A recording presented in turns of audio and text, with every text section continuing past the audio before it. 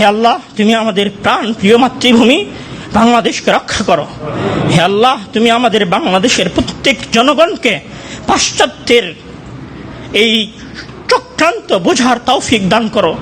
হে আল্লাহ, তুমি আমাদের দেশের শাসকদেরকে সঠিক পরামর্শদাতা দান করো। হে আল্লাহ, তুমি আমাদের শাসকদেরকে তোমার পথের উপর টিকিয়ে রাখার তৌফিক দান করো। হে আল্লাহ, তুমি আমাদের দেশের স্বাধীনতা, তুমি আমাদের দেশের সার্বভৌমত্ব, তুমি আমাদের দেশের আলেম ওলামার কথা বলার অধিকার, আমাদের সালাত আদায় করার অধিকার, দিন পালনের অধিকার রক্ষা করার তৌফিক দান করো। তুমি আমাদের দেশের জমিন, আমাদের দেশের হুদুদ, আমাদের দেশের নিরাপত্তা রক্ষা করার তৌফিক দান করো।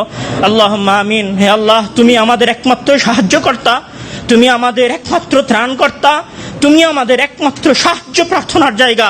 আমরা তোমার কাছে এই জুমার সালাতে আকুতি মিনতি করে প্রার্থনা করছি, তুমি আমাদের এই ভূখণ্ডকে, এই বঙ্গদেশকে রক্ষা করো। আল্লাহুম্মা আমিন।